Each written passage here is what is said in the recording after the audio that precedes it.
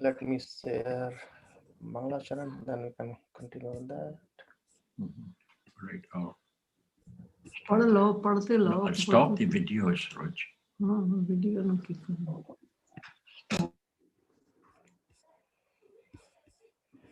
Okay, I think you can see my screen.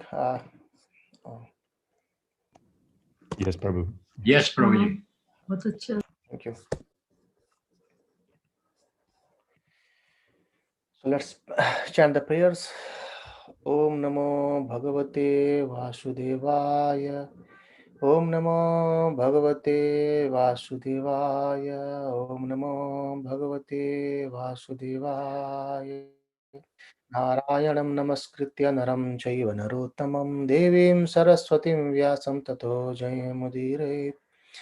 नष्टप्रायेषु अवध्रेषु नित्यं भागवत सेवया भगवते उत्तम श्लोके भक्तिर्भवति नैष्ठिकी कृष्णाय वासुदेवाय देवकी नंदनाय च नन्दगोपकुमाराय गोविन्दाय नमो नमः नमः पंकजनाभाय नमः पंकजमालिने नमः पंकजनेत्राय नमस्ते पंकजांग्रहे ओम ज्ञानतिमिरान्धस्य ज्ञानाञ्जनशलाकया चक्षुरुन्मिलितं येन तस्मै श्रीगुरुवे नमः श्रीचैतन्यमनोभीष्टं स्थापितं येन भूतले स्वयं रूपः कदा मह्यं ददाति स्वपदान्तिकं नमो विष्णुपादाय कृष्णपृष्ठाय भूतले श्रीमते भक्तिवेदांत स्वामी निति नामिने नमस्ते सरस्वती देवे गौरवाणी प्रचारिणे निर्विशेष शून्यवादी पाश्चात्य देशतारिणे जय Shri Krishna Chaitanya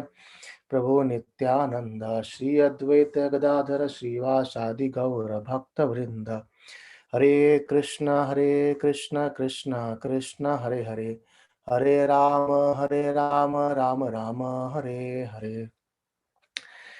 Hare Krishna, dear devotees. Welcome you all on Hare our Krishna. ongoing discussion of Srimad Bhagavatam. And we'll continue on our Canto 5. Yesterday, where we discussed a bit about Lord Rishabhdeva's appearance and his activities and his teachings.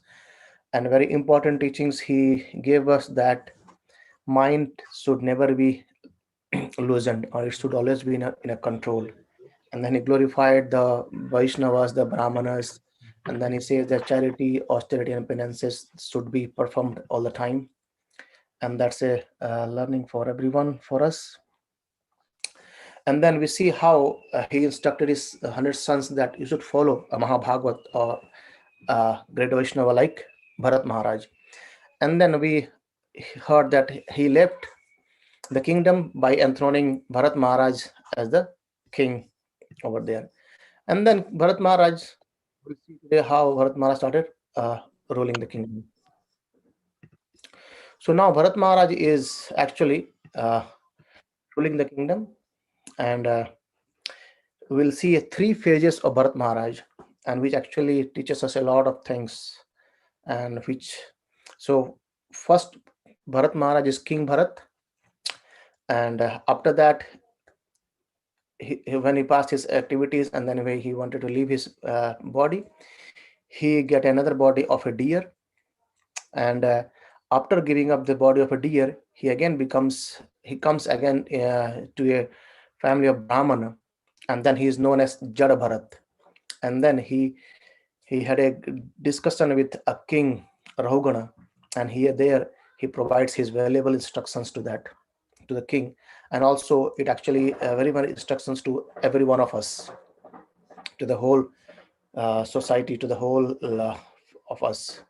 So let's see. So after Rishabdev Maharaj left, the Bharat Maharaj took the king to the charge of the ruling the kingdom, and he followed the path and instructions of his father, and he married to a his wife name is Panchajani, and she is a daughter of Vishwarupa. And then Bharat Maharaj has five sons from Panchajani, and those sons were like Sumuti, Rashtrabhrata, and Sudarshana, Avarana, and Dhumraketu. So these are the 5 sons of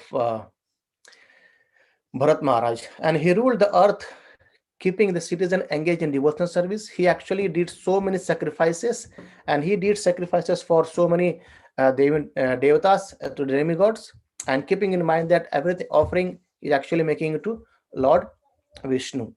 And Prabhupada says that there are 5 activities or acts are forbidden in Kali Yuga, and that's the instruction given by Chaitanya Mahaprabhu as well. He says that in the age of Kali, 5 acts are forbidden: the offering of a horse in sacrifice, first one; the second was the offering a cow in sacrifice; and the third one is acceptance of order of renunciation or sannyasa; and the fourth is offering of oblations to flesh to the forefathers.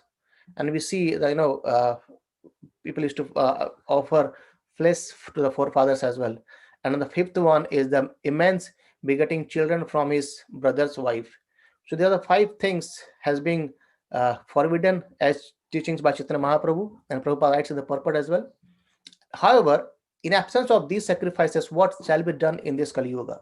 And Prabhupada says that as Mahaprabhu, Chaitanya Mahaprabhu has given us the Sankirtana Yagya. Sankirtana Yagya is recommended in this Kali Yuga. Basically, what? Congregational chanting of Hare Krishna Mahamantra, with maybe, on the streets, in temple, in outside, anywhere we can chant this Mahamantra, right? And that is the way of this Kali Yuga. And as we hear that Bharat Maharaj was used to do sacrifices for keeping in mind to the demigods, that all the obligations are actually goes to Lord Krishna, and that is being confirmed in Bhagavad Gita as well. That Krishna says in chapter 3 that work done as a sacrifice for Vishnu has to be performed. So any sacrifice we should do, it should be done to Lord Vishnu. Otherwise, the work is bondage in this material world. It's chapter 3, verse 9. And therefore, O son of Kunti, perform your prescribed duties for his satisfaction, means the satisfaction of Vishnu or Krishna. And in that way, you will always remain free from bondage. So when we do any sacrifices, keeping in mind that we are doing for Lord Vishnu, then we are free from bondage.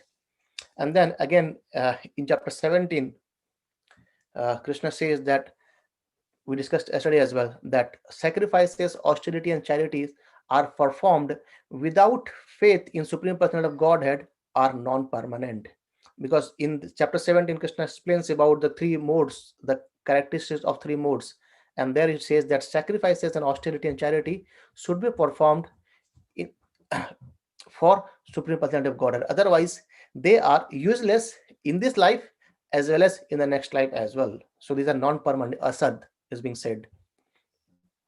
And then pure devotees, basically Prabhupada says pure devotees simply act for the pleasure of Supreme Personality of Godhead, and they get or they achieve the highest results, or basically spiritual results that are permanent, right? And even the work of a man who is unattached to the modes of nature and who is fully situated in transcendental knowledge, he merges into the trance, so he gets the transcendental bliss as well. So anyway, Prabhupada says that a devotee who actually sees Krishna in everywhere, he is always free from the material contamination, and he is fully in knowledge.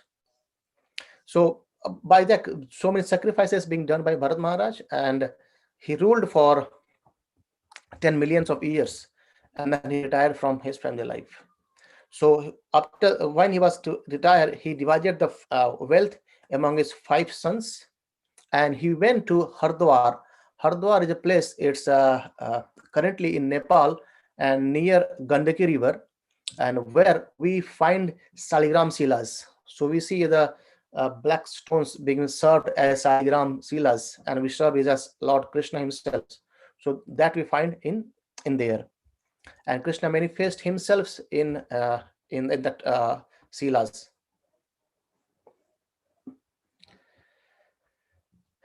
And then he performed austerity there, and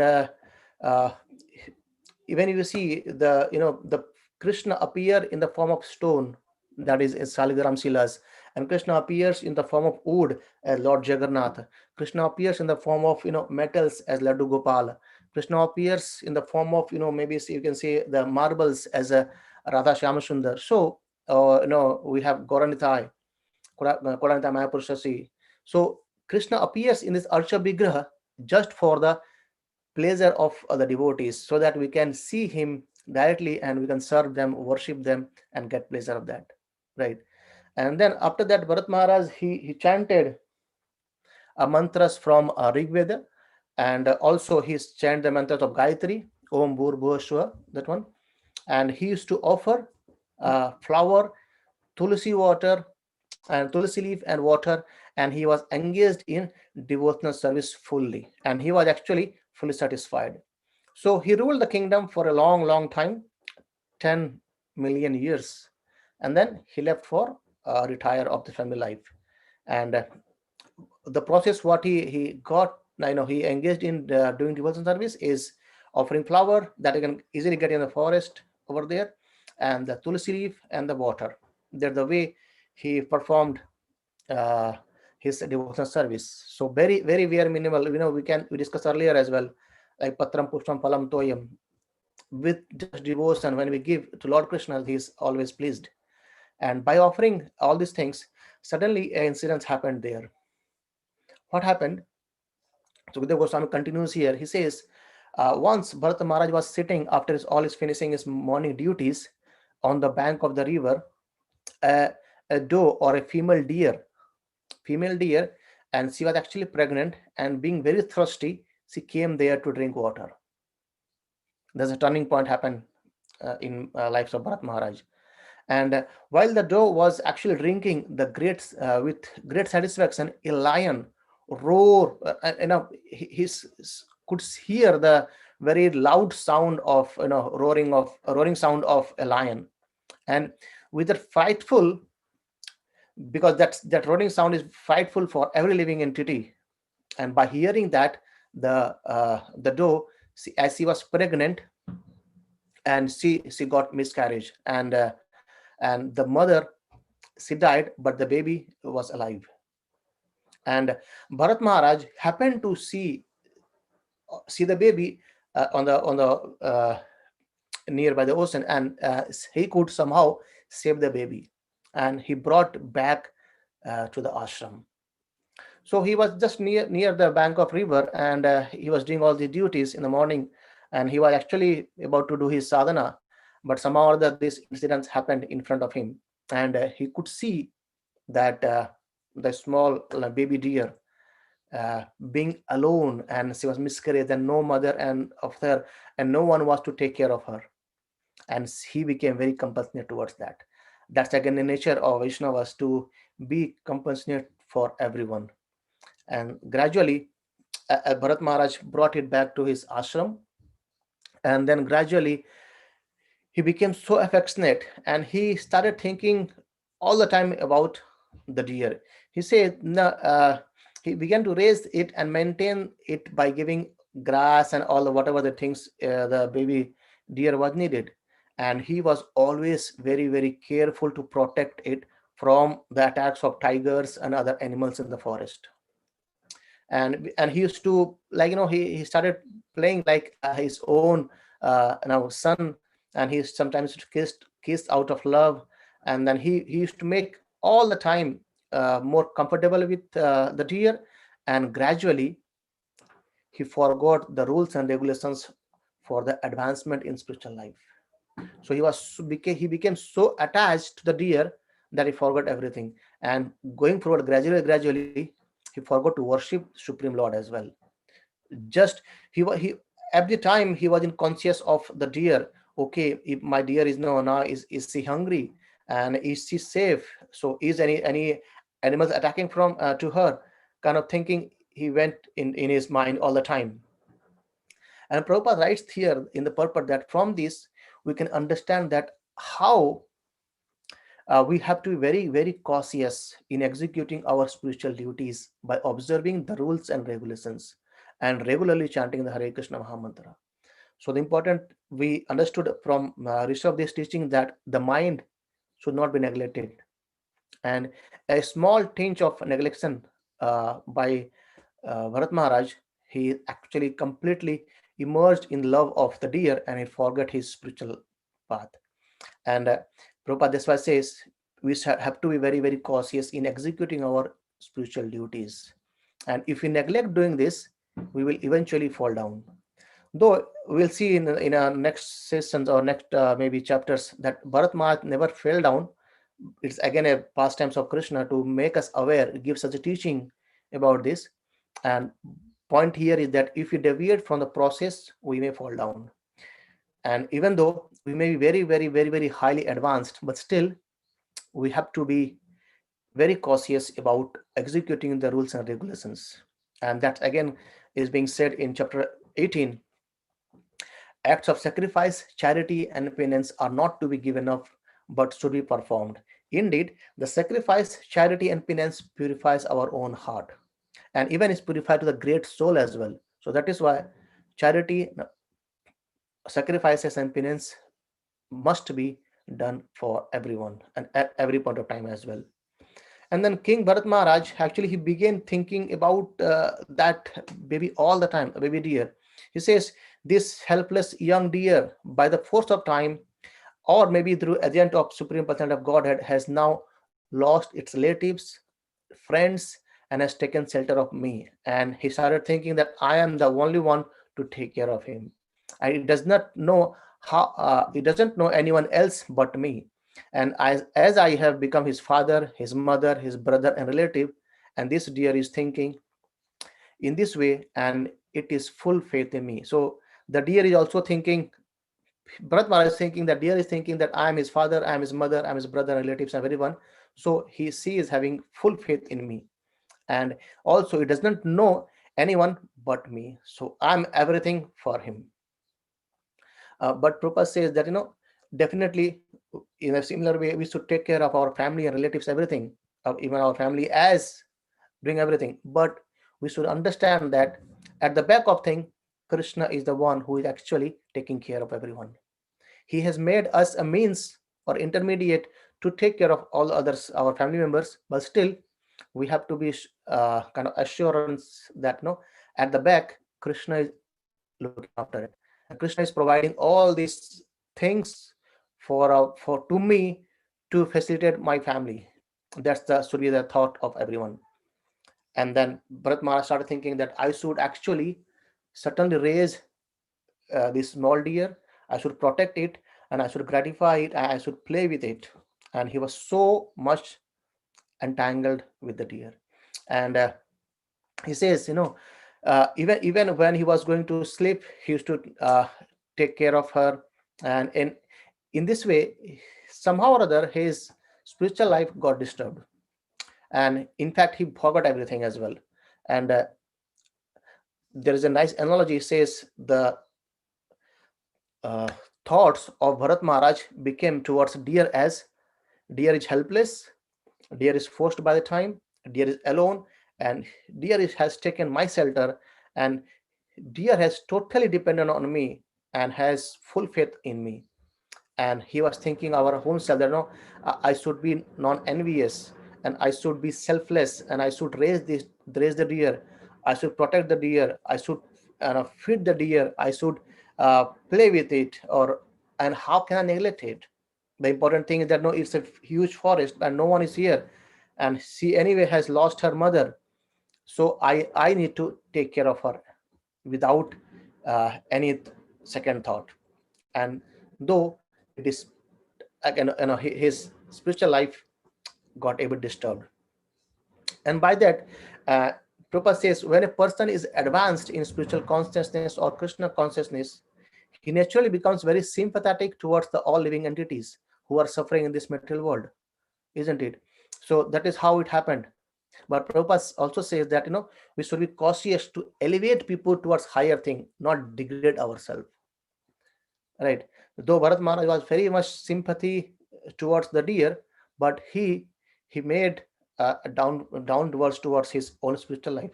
But the important thing Prabhupada says that if anyone is actually sympathetic to the fallen one or suffering humanity, then he should try to elevate people from material consciousness to the spiritual consciousness. So we should be thinking of raising to anyone whomso comes over in our association, to elevate them towards spirituality, not degrade it, right? And even if you see, when Chaitanya Mahaprabhu went through the Jharkhand, and even all the animals, they were dancing with him.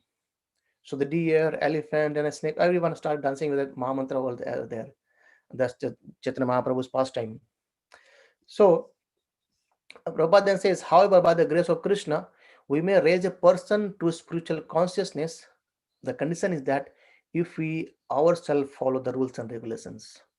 So again, important things Prabhupada says to every one of us, that in the spiritual path, first we need to follow the rules and regulations very strictly, and then we should spread the message as well, right? We should not, we should not neglect our own spiritual life as well. And if we leave our mind loosened, it may be a very dangerous for us. And after that, and Bharat Maharaj became so affectionate to the deer that he was always thinking about the deer. Either he is thinking, okay, looks like maybe a jackals or maybe a tiger might attack it. Let me take care of him every time. And he was so much kind of, with his love and affection, he was engaged by serving to the deer, that he forgot everything in his spiritual life. And one day that deer left and didn't return. And when the deer left and she didn't came back, Bharat Maharaj was so much depressed over that. And he was thinking, okay, I do not know where she has went. Might be a jackal, or might be a tiger, or any wolf or dog might have killed her. And she is a small baby now, and what she was doing over there. And he was just thinking of everything about the deer. And when the deer left, Bharat Maharaj actually considered himself the most unfortunate. He said, someone has came in my shelter, and it's because of me, because of my ignorance, she went away. And I don't know how she would be protected, and if she might have been killed as well. And there was nothing auspicious for him in the presence of the sun. He was thinking, nothing is auspicious now, because a small deer has come in my shelter, and it's all my fault. It's all because of me only she has left, and she might have died now, right? And in this way, even after the deer left, Bharat Maharaj was always meditating about it. He was actually thinking of deer all the time. All the time is all the time. And he started remembering about the pleasure or feeling when he used to have with the small deer, and when he used to take up, and when he used to kiss it. So he was just remembering everything. And in due course of time, Bharat Maharaj also left his body. He died. And when he died, he was actually remembering of the deer. So Krishna explains in Bhagavad Gita that yam yam vapi smrana bhavam tyajante ante kalevaram tam ivati kaunteya sada tad bhava bhavitah. So whatever state of being one remembers when he quits his body, that state he will attain without fail. That's in Bhagavad Gita chapter 8. So Krishna's teachings that whatever the mind of state we have while giving up this body, we attain this next body. And hence Bharat Maharaj was thinking of deer, so he get a deer as his next life. And Prabhupada writes that at the time of the death, the king saw that deer was sitting by his side exactly like his own, and was lamenting his death.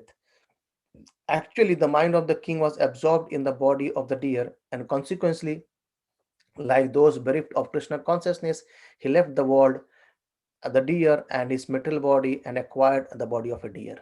So as he was thinking of the deer, he get a body of a deer as well in his next life. And why Acharya says and senior devotee explain that Bharat Maharaj didn't fell down, because in the next body of the deer, though Bharat Maharaj was thinking of that, but Bharat Maharaj could remember everything of his past. So even in the body of a deer, he could remember everything. He says, "Oh, what a misfortune! I have fallen from the path of my self-realizations.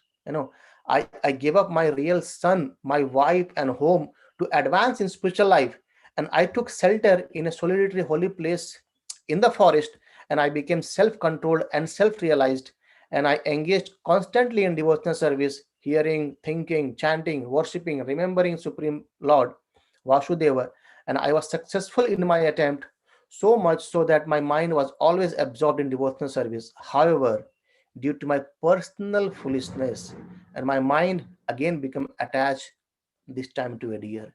So right now he is thinking uh, everything in the body of a deer. So he has got a body of a deer, but still he could remember his all past life very well, very crystal clear. So this remembrance can only be happen by the mercy of Lord, right? So Bharat Maharaj remembered everything purely what it is, and he says, just for self-realization, just for devotional service, I have gave up everything: my wife, my son, my home, my kingdom, and everything. But somehow or other, due to my ignorance, due to my foolishness, due to giving up the mind left alone, I have developed attachment to the deer. And now I have obtained the body of a deer and have fallen far from my devotional practices. Right? So Bharat Maharaj received the body, but still he was lamenting about the his past deed. So he was anyway, he did not disclose these things to anyone, but he left his mother deer. So he became a deer, and he left the mother deer, and he went to the same place where uh, he was born, and to the, basically in a mountain area. And then he went to the forest of Salagram Sila. But the forest name is Salagram, and the ashram, to the same ashram, Pulatsya ashram. And he went back to the same, actually to the deer in where he left his body. He went back there, and remaining in the same ashram, the great Bharat, or great King Bharat, was very careful not to fall victim of bad association. See, even in the life of a deer, he was thinking up not to be associated with the bad association. No, he was just careful about the bad association, and without disclosing his past to anyone, yet he remained in that ashram and ate dry leaves and spent his life. And he says he was not exactly alone, for he had an association of the super soul. In this way, he waited for his death in the body of a deer. Waiting in that holy place, he finally gave up that body. So just see, when we see that, Krishna, by his mercy, Bharat Maharaj could remember everything crystal clear, and he spent his life in even a form of deer as well, to be very cautious, not to disclose anyone, and not to associate with bad association as well. And at the end, he used to take the bath in the holy river, and he gave up his body. So when he gave up this body, the second body of a deer, Sukadeva Goswami says in chapter 9 that, my dear king, after giving up the body of a deer, Bharat Maharaj took a birth in a very pure Brahmani. So there was a family, there was a Brahmana in the dynasty of Angira Maharaj, and there the Brahmana has 9 qualified sons from his first wife, and from his second wife he has twins, and the twins, one son was Bharat Maharaj. So chapter 6 Bhagavad Gita explains that what happens for the yogis. Actually, Arjuna asks a question. So if I go for austerity in this way, yama, niyama, and pratyahara and samadhi, all those things, but it looks very difficult, to keep our body in a very straight position and controlling that meditation, and all this is very, very difficult. What happens if someone doesn't do it perfectly? Then Krishna explained that, the unsuccessful yogi, after many, many years of enjoyment on the planet of the pious living entities or higher planets, they born in the family of righteous people, or in the family of a rich or aristocrat. So the the person who are kind of in a spiritual path, if they are not completing their spiritual completely to go back to Godhead, they come again to a family, in an aristocrat family or to a very very pious brahmanas family, from where they can continue that. Because why aristocrat family? Because when we have sufficient of everything, then we don't have to worry of or for the things or material things, and we can actually use our senses and minds for the pleasure of Lord, and we can engage in the service of Lord. And again, in the brahmanas families, from the birth, we can actually be various activities as well. So Bharat Maharaj was again given a birth in a brahmana family, and this brahmana has 9 sons from first wife, and second wife has twins. One was Bharat Maharaj. And due to this, basically it's again a special gift to Bharat Maharaj, that he could remember everything in this third life as well. So in the dear life, he could remember his past life, and in this life, new Bharat. He is called a Jada Bharat. In fact, we'll see why that name comes Jada Bharat as well. Jada means kind of mudha type of fully complete, like what do you say, the roots, and he acted like it actually. So Bharat Maharaj could remember his previous life as well as previous lives too. So he could remember his as a King Bharat pastimes, and also he could remember everything what he did in the deer. So he was very very careful in this time as well, because now he has got a human body. So as he has got a human body, he was very very cautious of association, and he feared that he would again fall down, and consequently he manifested himself before the public eye as a madman. That's why he is called as Jad Bharat. He acted like dull, blind, deaf, so that other won't try to, either maybe talk with him or associate with him or guide him. His father, though the Brahmana, he was so affectionate to this Jada Bharat, and he tried to give him everything. He wanted to teach him how to eat with the hands and how to do all the activities. But still, knowingly, Bharat Maharaj, he used to not do the things rightly, though he was trying to teach him everything properly. And within this, he always thinking within himself, he always thinking about Lord's lotus feet and chanting Lord glories within. It's not outside, just within him. And but outsidely, externally, he is acting like a madman. If you see, in previously we discussed about Rishabh is also, when he left, he was just acting like madman. No, I don't know anything kind of things. But internally, he was supreme. And in the same way, Jada Bharat Maharaj, he in Jada Bharat life, he was acting as dull, but internally he was always thinking of the lotus feet of Lord and absorbed in chanting the holy name.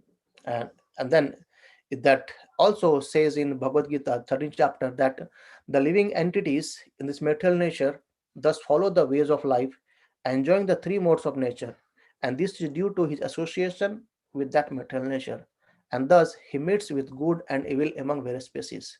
And this all been known very clear to Bharat Maharaj. That's why he is always trying to be on the platform of Suddha Sattva or pure goodness, and he is not associating with anyone who are in the mode of either in the goodness or passion or ignorance, right? And then one who engages in full devotional service unfailingly in all circumstances at once transcends the modes of material nature, and he becomes or comes to the level of Brahmana. So the Brahman platform, who is actually always absorbed in the glories of Lord Vishnu, and that is being done by Jarbharat Maharaj. So Jarbharat, he actually internally he was fully satisfied, fully occupied, fully kind of always blissful, but externally it's a different story for everyone. And though his father was completely attached to him, to Jarbharat, and he tried to teach him all the things, but still nothing, because he was just acting. you know Sometimes you say, okay, if someone is sleeping, you may go and wake him up, but if someone is acting, it's get difficult to make him wake up, isn't it? So Jagannatha Maharaj was externally acting like madman, but internally he is doing something else, always absorbed in devotional service, right? And this Prabhupada says this is the perfection of regulative principles of fruit activities. And so the dharmas executed by men, regardless of occupation, are only so much useless labor if they do not provoke attractions for the message of Supreme Lord, right? That we discussed earlier in Srimad Bhagavatam as well. So Jal Maharaj behaved before his father like a fool, and despite his father's adequately instructing him in Vedic knowledges and all the about the day-to-day life teachings, but he behaved in the way that his father would know that he was unfit for his instructions and would abandon all the attempt to instruct him further. So he tried to teach his son in a very, very best way, but all his endeavor remained failed.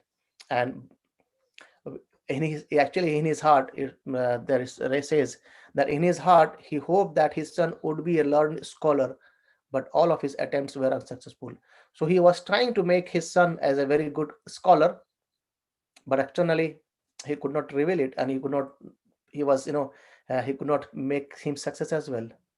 And someday, as due course of time, the Brahmana left his body, and one day he left his body, and his younger wife, or who has the twins, or maybe Jalabharat's mother, she actually she followed him, or means died with him voluntarily.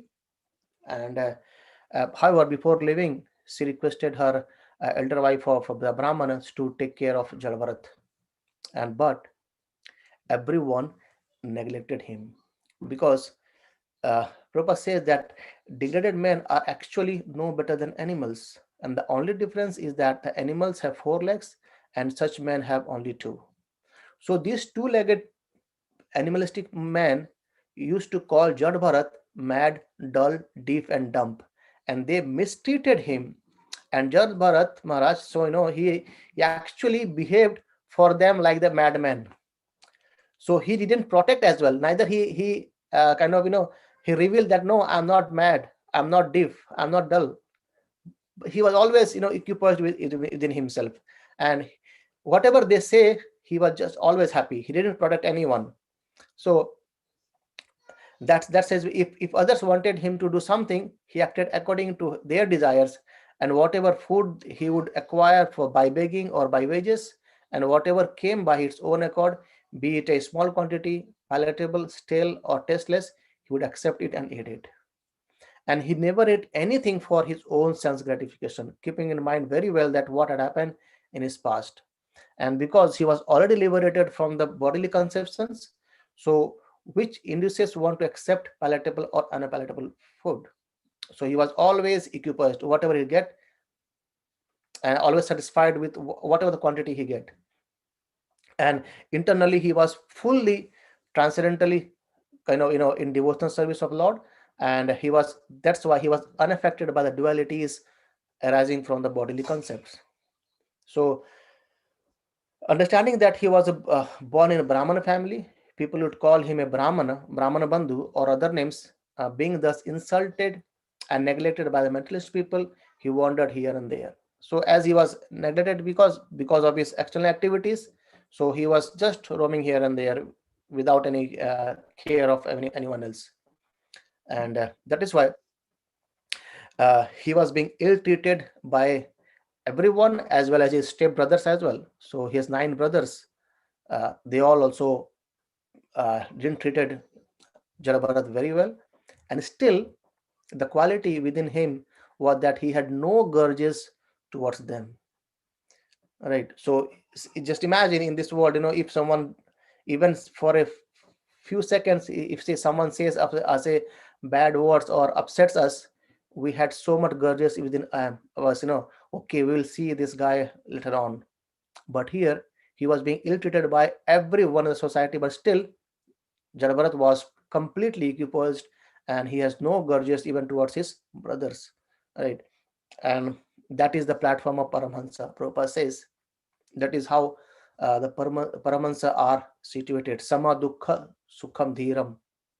So Krishna explained that in Bhagavad Gita, O Arjuna, the person who is not disturbed by the happiness and distress is steady in both is certainly eligible for liberation. So happiness and goodness, he take care of both. Prabhupada gives an example. Oh, this great Paramahansas, it's a clay and gold. It's same to both. They see both as equal.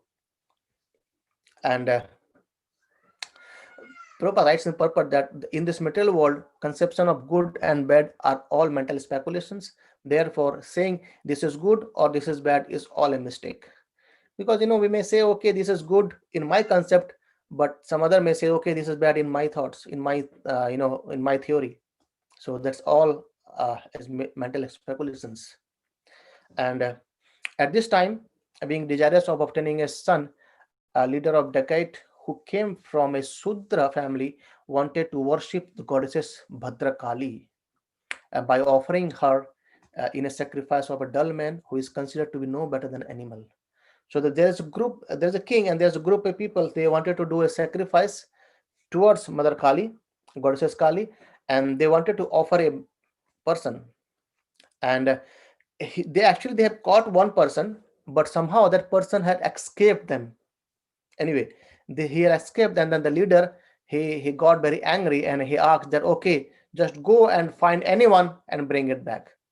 And when they went to find again, they found Jad Bharat Maharaj. So they found Jad Bharat and they brought him. They bound in the ropes and they brought to the leader that, okay, we have found a person and I think he is suitable for our sacrifice.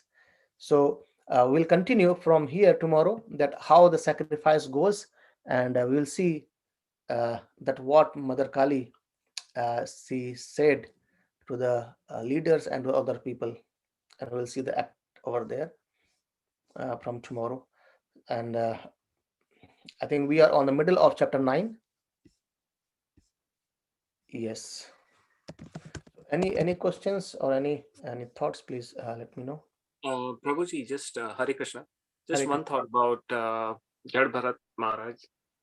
If he knew his past and if he knew that he has to worship the Supreme Lord and why didn't he just spread the word and be normal and actually help others and to sort of make them help realize who the Supreme Lord is? Why would he be selfish and just be with himself, if you know what I mean? Yeah, I got your point. Yeah, that's a very nice question actually. And yes, definitely, I feel it's it's an kind of a pastime of Krishna. He wanted to teach us everyone on that platform, and that we need to be very much cautious of our own thoughts.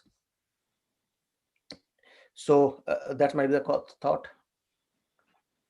And he's just teaching us that we should be very, because he might not have found anyone who can do this. But again, there's a I do not have the proper answer for this. I'll try to find out and come back on this. That's a good question actually, that he could have spread the message of Krishna consciousness toward everyone, but somehow he did in another way. So I'll try to find the answers and I'll come back to you.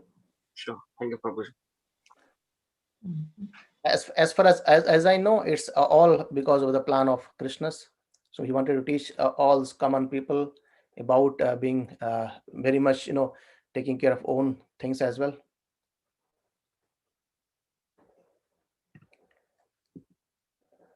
Okay, any more questions? Okay, if not, then we'll stop it here. Grantharaj Srimad Bhagavatam ki Jai. Srila Prabhupada ki Jai. Hare Krishna. Hare Krishna. Hare Krishna. Hare Krishna. See you all Hare tomorrow. Prabhu. Hare Krishna. Krishna Krishna.